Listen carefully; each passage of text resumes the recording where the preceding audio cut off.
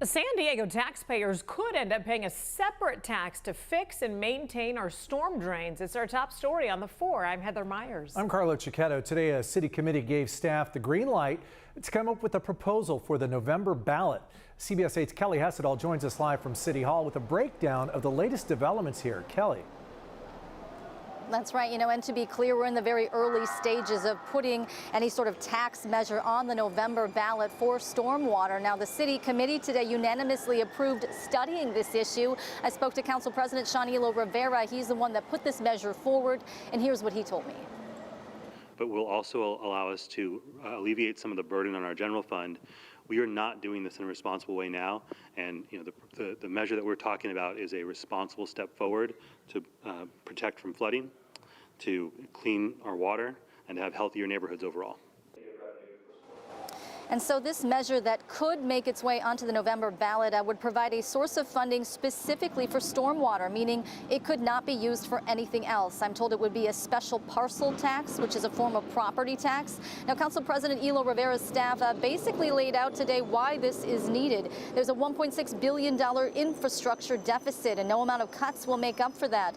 We just saw massive flooding January 22nd, where over 1,000 people were displaced from homes and businesses, and the city is regularly out of compliance with water quality in some areas. Now, on the other side of this, some are wondering why more taxes. Aren't we paying enough in taxes already? I spoke to Haney Hong of the San Diego Taxpayers Association, who told me clearly there are problems with stormwater infrastructure, but he points out the city spends a lot of money on a lot of things, like roads, as well as the homelessness crisis. It's hard to tell where these dollars are going and how we're getting performance. We as taxpayers want return on our investment, right? We expect good things out of those dollars that we put into the public treasury. We first have to figure out, why didn't we spend the money on stormwater in the first place? And I think that that's a key question that needs to be answered before people start trying to get their hands in our wallets. So the timeline on all of this is, if it is approved in committee, it would likely go before the full council sometime this summer, and then would go before the voters this fall. Now, it does need 2/3 majority to pass. Carlo and Heather.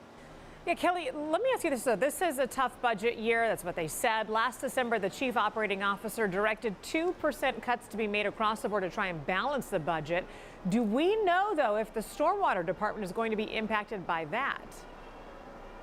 Yeah, and I asked the mayor's office that question today. I was told they do not anticipate the stormwater department being affected. In fact, they anticipate that actually stormwater projects will see more money. Now, the mayor has until April to submit his budget proposal to the council, and the council has until the end of June to approve it.